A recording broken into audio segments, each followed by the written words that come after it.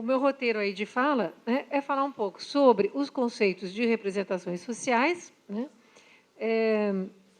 e ênfase nos aspectos sociais para pesquisa, exemplos de estudo sobre moral em representações sociais e as possibilidades do encontro dessas duas teorias, né? Então, esse vai ser a sequência, né, da fala.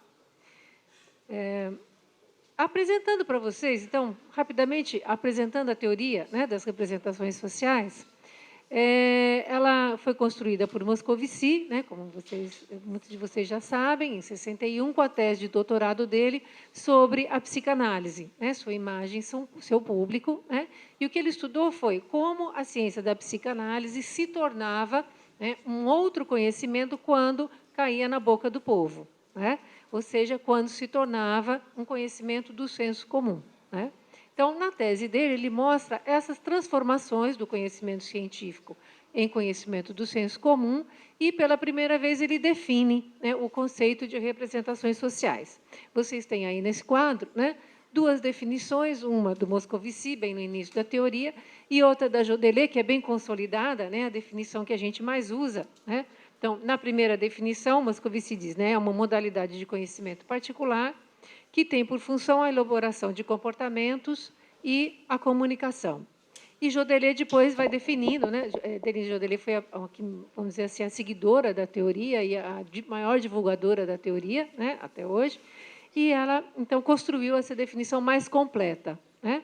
Então, representações sociais, né, significam uma forma de conhecimento socialmente elaborada e partilhada, com um objetivo prático e que contribui para a construção de uma realidade comum a um conjunto social. Saber de senso comum ou saber ingênuo, natural, essa forma de conhecimento é diferenciada, entre outras de conhecimento científico. Entretanto, né, mesmo sendo um saber de senso comum, é tida como um objeto de estudo tão legítimo quanto este, devido à sua importância na vida social e à elucidação possibilitadora dos processos cognitivos e das interações sociais, né? Então, é dessa definição, né, e é desse conceito que eu quero falar, né, e mostrar para vocês como é possível a gente fazer, né, um cruzamento, né, com um sujeito que constrói o conhecimento, um sujeito epistêmico, construtor de conhecimento, tal como o sujeito piagetiano, né, o sujeito da teoria de Piaget, né, e um sujeito coletivo que constrói uma outra forma de conhecimento no social, né. Então, no próximo quadro, né, esse é um quadro inspirado num quadro tirado do livro da Jodelet, Representações Sociais, né, e nesse quadro ela coloca essa relação, a mais importante de todas, a relação sujeito, representação e objeto, né, que é a forma de conhecimento, a forma como se constrói o conhecimento para a teoria das representações sociais e também para Piaget, né? Ou seja, o sujeito não conhece o objeto diretamente, o sujeito representa o objeto, né? Essa representação vai trazer as marcas do sujeito, né? Então, uma representação nunca é um retrato do objeto, né? Ou seja, é uma abordagem fenomenológica, assim como é a abordagem fenomenológica piagetiana. O que difere, né, nesse trio sujeito, representações e objeto, né? O que mais diferiria nesse trio dentro da teoria das representações sociais, né? A primeira diferença é em relação ao sujeito, né? Quer dizer, quem é esse sujeito que vai construir uma representação do objeto? Esse sujeito, na teoria das representações sociais, é um sujeito coletivo, né? Não é um sujeito individual. E, nesse sentido, um sujeito social, ou seja, coletivo mesmo, quer dizer, é um grupo, não é? É uma coleção de pessoas, é uma cultura, né? E esse sujeito traz as marcas desse grupo, traz as marcas dessa pertinência para construir essa representação, né?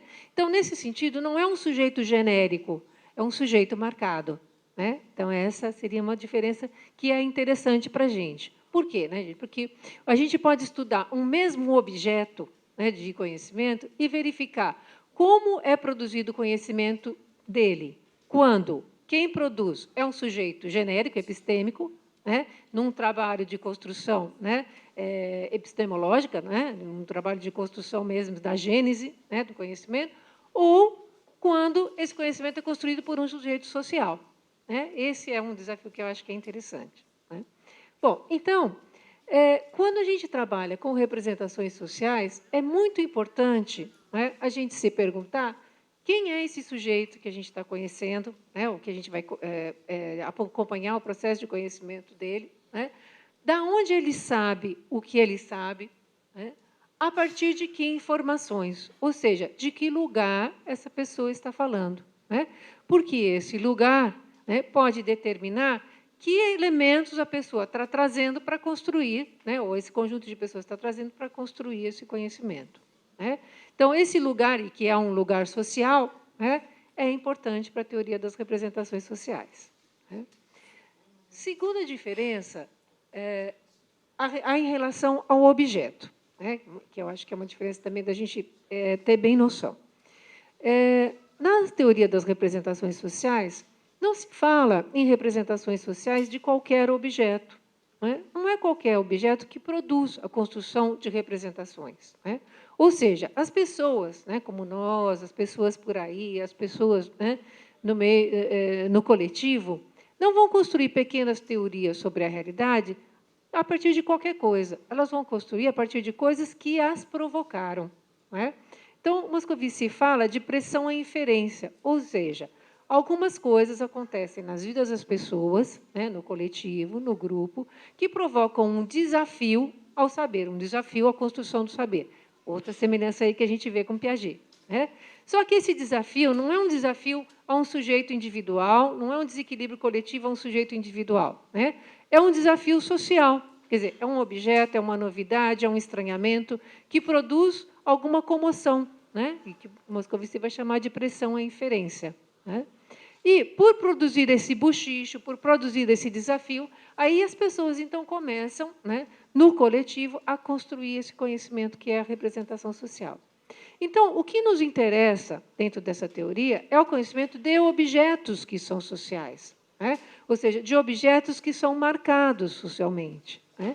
E não de qualquer objeto ou de um objeto que interesse a um sujeito único, né? Por exemplo, ou de descobertas do sujeito nos seus desafios mais individuais, né? Bom, então, isso que eu queria apontar para vocês, a primeira diferença em relação aos sujeitos, quer dizer, o sujeito da teoria das representações sociais é um sujeito localizado, né? E do objeto. O objeto, na teoria das representações sociais, é um objeto com marcações sociais, né? Bom, em relação à forma de saber, ou seja, o que são as representações, né, como representações sociais? O que a teoria mais procura ver? Né? Primeiro, os conteúdos das representações, né? Ou seja, que conhecimentos foram organizados, né, e que permitem às pessoas, então, explicar, né, o que elas vivem no social, explicar os objetos sociais, explicar os problemas que elas têm que enfrentar, né? Então, é uma análise dos conteúdos das representações. Esses conteúdos, né, podem vir de diferentes fontes. Então, também é importante, dentro da teoria das representações sociais, saber, né, de onde as pessoas buscam essas informações, além dos próprios esquemas de conhecimento, né? Por exemplo, a mídia, né, a televisão, quer dizer, tudo aquilo que provoca o bochicho, quer dizer, tudo aquilo que está ali no social como conhecimento e que pode, né, dar elementos para a construção coletiva, né, dessa nova teoria, né? Bem, dentro do conteúdo, né, se diz que uma representação social se organiza, tem uma certa organização, né? E nessa organização, duas coisas podem aparecer. Quer dizer, ou é a figura fundo, tal como Moscovici definiu, quer dizer, existe algo mais concreto numa representação, mais figurativo, né, mais de aparência, né, e existe os significados por trás dessa aparência, desse algo mais concreto, né?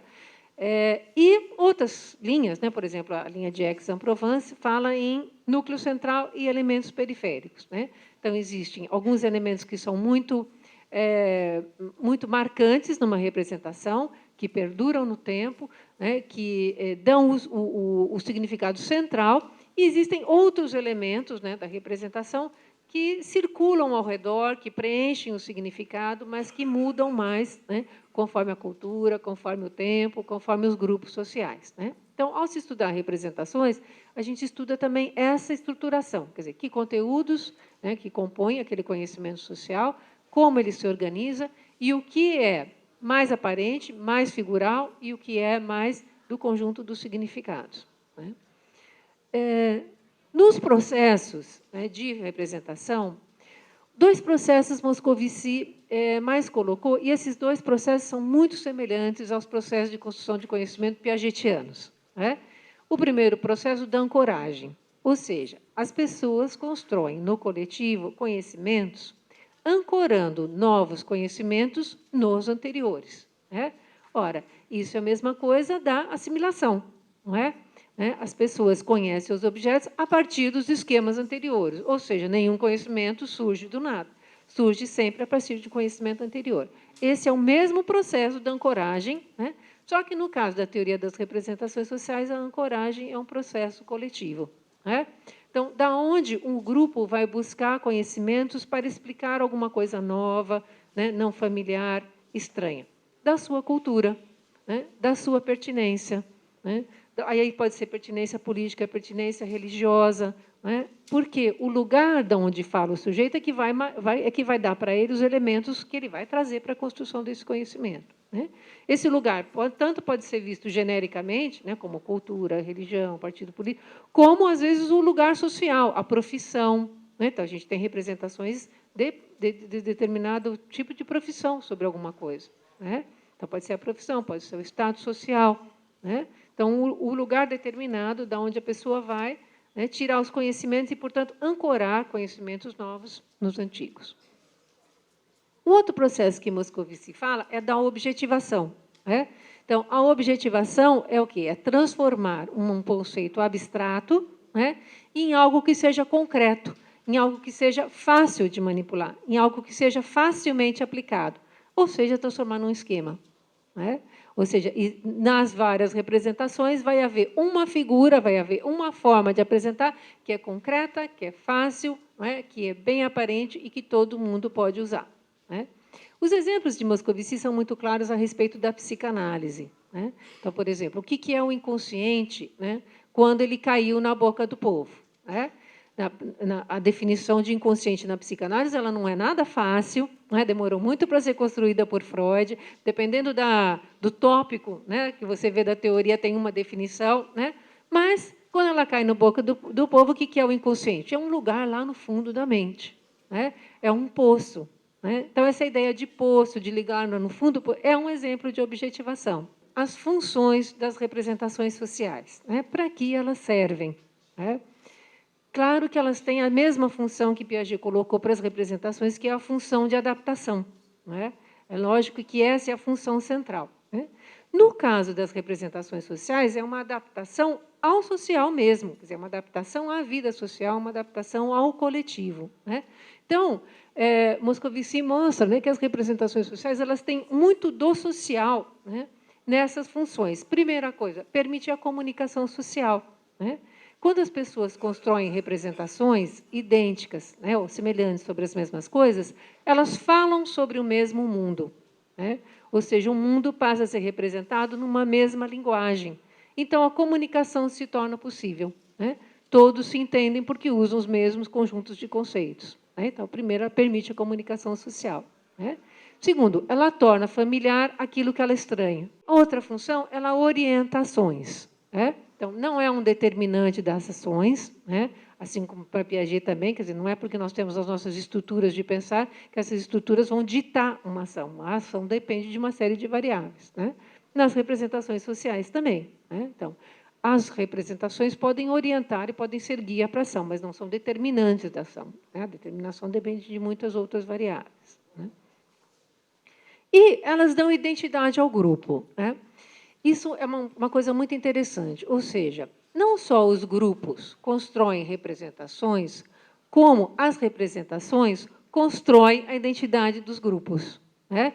Ou seja, as pessoas são também aquilo que elas pensam, né? O que elas pensam passa a ser um retrato de quem elas são, né? Conhecemos quem são as pessoas pela maneira como elas representam. Um conceito que eu acho que é muito interessante, então, para esse desafio, né, de trabalhar com essas duas teorias, né, a teoria piagetiana, que é o sujeito construindo o seu conhecimento, né, dentro, né, da construção dos estágios operatórios, né, num desafio mais individual, mas que também pode ser um desafio cooperativo, né, e social, né, e a teoria das representações sociais, eu acho que é interessante a gente levar em conta esse conceito de Moscovici, que é o conceito de polifasia cognitiva, né? O que é esse conceito? Quando Moscovici foi estudar as representações de psicanálise, né, ele notou que alguns dos conhecimentos que eram produzidos tinham muita cara, né, de conhecimentos elaborados por crianças, né, de conhecimentos pré-operatórios, né, de representações pré-operatórias, né. Então, como eu coloquei ali, cadê? Aqui. Semelhanças entre o pensamento adulto e infantil, utilizando de informações fragmentárias, conclusões muito gerais extraídas de situações particulares, prevalecimento das conclusões sobre as premissas, argumentos de causalidade baseados em associações de natureza valorativas, redundâncias léxicas e sintáticas, ou seja, isso tem muito do conhecimento figurativo, né, do conhecimento pré-operatório. Como que pessoas adultas, né, e o Moscovici ele estudou o jornal comunista, o jornal religioso, o jornal de operários, né, o jornal neutro, e foi vendo como a psicanálise era representada nesses jornais. E nesses jornais aconteciam esse tipo de representações dessa forma. Ora, eram pessoas adultas conhecendo, né? Então, o Moscovici começou a colocar esse conceito de polifasia cognitiva, ou seja, pode existir uma simultaneidade de recursos ao pensamento para as pessoas. Não é porque as pessoas têm um pensamento operatório que elas vão ser operatórias em tudo. Depende do objeto de conhecimento ao qual elas estão se debruçando. E pode haver, então, uma simultaneidade, né, nos estados de conhecimento. Ou seja, num momento, um adulto pode usar os seus recursos operatórios para a construção de um determinado conhecimento sobre um objeto. Num outro momento, ele pode usar de outros recursos. Então, o que eu coloquei aí para vocês é essa ideia, né? Há modalidades distintas de conhecimento, correspondentes a relações definidas do homem em seu meio, onde modos de raciocínio específicos seriam mais aptos para responder a diferentes exigências. Ao lado de um sistema operatório de pensamento, pode haver um metasistema, mais baseado em relações sociais e de valor, que requisita das pessoas outras formas de pensar, de representar, mais adaptadas às circunstâncias sociais e a interesses específicos, né? Então, isso explicaria por que é que pessoas, às vezes, né, são preconceituosas, não é? Usam pouco recurso, né? Recursos mesmo científicos, recursos cognitivos, né, para falar sobre as coisas, falam de maneira mais gratuita das coisas, porque, nesse momento, elas estariam vivendo outras pressões e outras influências que não aquelas que levariam a um pensamento operatório, né? Essas pressões podem provocar as representações sociais. Aqui mais ideias sobre a polifasia, né? As mesmas pessoas podem empregar registros lógicos, variáveis, nos domínios que elas abordam, com perspectivas, informações ou valores próprios. O recurso a um desses termos, né, desse registro, ou seja, se eu vou usar representações sociais, ou se eu vou usar um pensamento operatório, né, então o recurso para isso dependeria, né, do grau de aprofundamento e de domínio do ambiente objetivo particular, né, ou seja, que aprofundamento se exige sobre aquele conhecimento que se vai construir, né, da natureza das comunicações, ações e resultados visados. Ou seja, para que se construir aquele conhecimento? Por quê? Provocado pelo quê? Né? E outra, da interação entre a organização atual do sujeito coletivo, quer dizer, da onde esse sujeito fala, né, ou individual, e do grau de diferenciação do meio físico ou social que eu rodeio, né? Até a forma de objeto, quer dizer, um objeto mais marcado socialmente, né, convida à construção de representações sociais. Um objeto menos marcado socialmente, ou um objeto físico, pode convidar a um pensamento operatório. Bom, e aí, por último, né, e ainda da maneira como o objeto social mais ou menos controverso, se coloca aos sujeitos. Ou seja, a sociedade não pede sempre o pensamento operatório, né? Não estaríamos sempre usando um mesmo recurso de pensamento. Se a gente pensa assim, né, o que a gente poderia ver, em vez de estágios ou estádios, né, quando a gente estuda a construção de conhecimento, são também tipologias de pensamento, né, ou seja, modos diferentes de pensar. Nós fizemos, alguns anos atrás, uma série de estudos sobre injustiça, sobre representações de lei, sobre representações de crime, né? E esses estudos então deram sequência a outros que sempre tiveram, né, como objeto alguns elementos da moral, né? Então, por exemplo, o que é justiça, o que é injustiça, o que é uma lei, se uma lei pode ou não ser desobedecida, se uma lei pode ou não ser mudada e quando, o que é crime, o que é um crime mais grave, né? Então, questões sobre isso, né? E procuramos verificar quais eram, né, as diferenças dos sujeitos em relação à construção desse conhecimento quando pertencem a grupos diferentes, né? Então, vocês têm aí nesse slide, né, um trabalho que eu fiz na tese de livre docência sobre representação social de lei, crime e injustiça, com 480 adolescentes de escolas públicas e particulares, e foi sobre leis, né? Então, sobre leis, a gente perguntava para os sujeitos o que é uma lei, por que você acha que as pessoas devem obedecer a uma lei, se as leis devem ser mudadas e se as leis podem ser mudadas, né? E se há alguma circunstância em que as leis podem ser desobedecidas. E sobre infrações, eu dei uma escala de infrações, né, bem variadas para as pessoas, para os adolescentes, e eles tinham que classificar as infrações das mais graves às menos graves. Eles davam uma nota para cada infração, marcando o quanto consideravam grave ou não, né? E no terceiro conjunto de estudos sobre injustiça, eu pedia para definirem o que era uma injustiça, né, dar um caso de injustiça e denunciar situações de injustiça. Então, nos resultados, né, vocês vão ver aí, o que eu mais trouxe, né, pode mudar, é a marcação da pertença do sujeito em como ele responde a essas questões, né? Então, por exemplo, em relação à relação entre renda dos alunos e mutabilidade das leis, né, ela foi muito visível. Ou seja, quanto maior a renda dos alunos, status profissional dos pais, bairro de residência e nível de escolaridade, mais os alunos tendiam a afirmar que as leis poderiam ser mudadas e que havia situações em que seria certo desobedecê-las, por motivos de necessidade maior ou quando uma lei estava errada. Tinha um grupo de alunos, né, que eu chamei de alunos não, né, que eram alunos que diziam assim, não, as leis nunca podem ser mudadas e nunca é certo desobedecer às leis. E foi muito curioso ver quem eram esses alunos dentro dos 480. Né? Esses alunos eram 70 alunos, sendo que 91% deles eram de escolas públicas, né?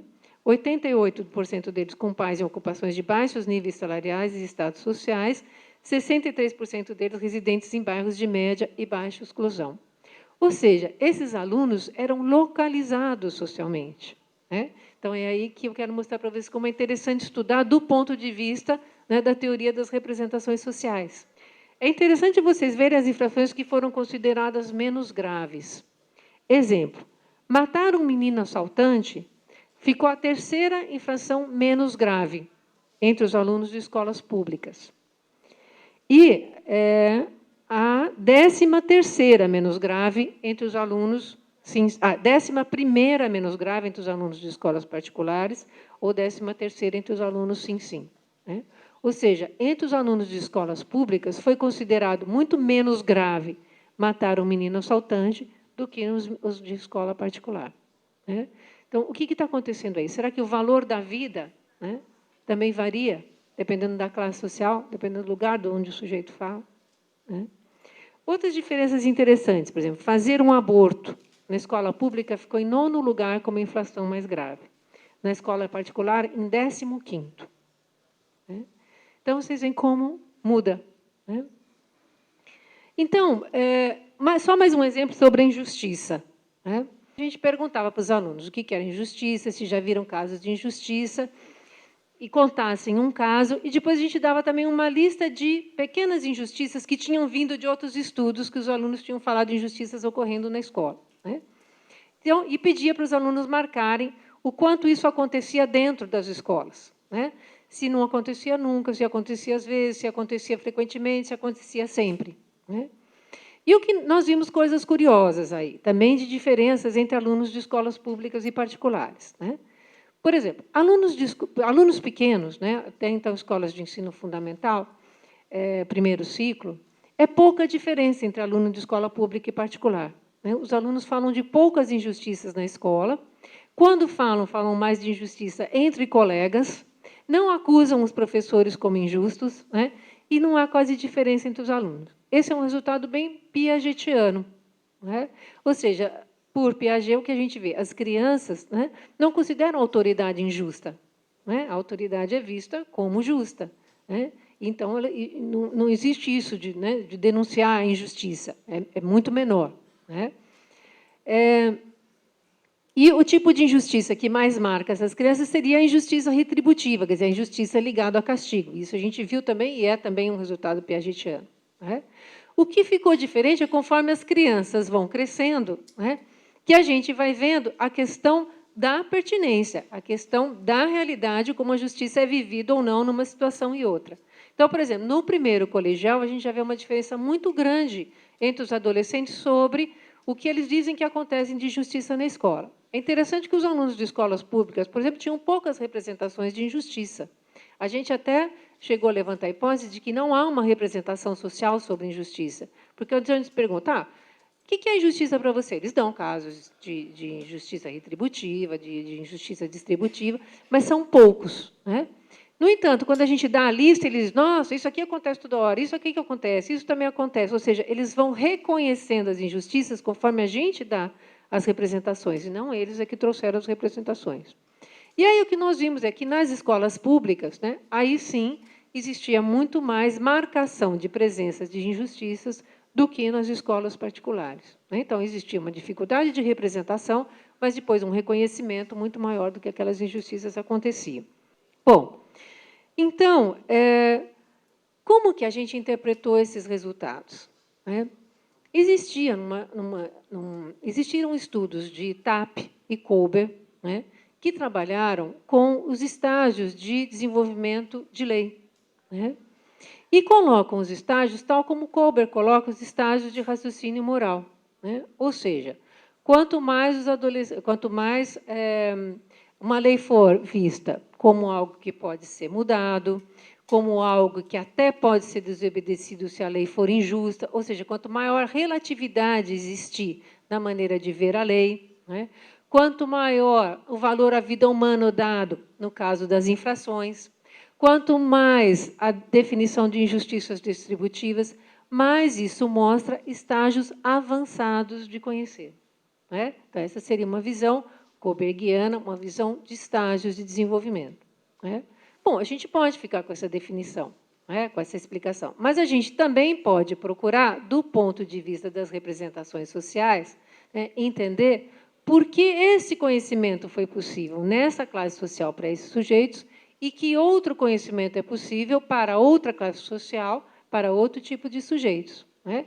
Então, se a gente for ver, por exemplo, na história do Brasil, como é que as leis foram colocadas para uma classe social e para outra, desde a nossa colonização, nós vamos entender muito bem por que é que uma classe social vê a lei como rígida, imutável, punitiva, os crimes pesados, né, as coisas não modificáveis, né, e outra classe vê como relativa, mutável, arranjável, não é assim? Ou seja, nós temos uma história cultural, né, que pode explicar como o conhecimento é construído socialmente de uma forma para um grupo e de outra forma para outro grupo, né? Bom, então, gente, esse é a proposta, né, de estudo que eu faço para vocês sobre conhecimento social, né? Ou seja, eu acho que é possível, né, se fazer um estudo, tanto se debruçando sobre a construção individual do conhecimento, quanto um estudo, né, que se debruce para ver os determinantes sociais coletivos da construção desse conhecimento.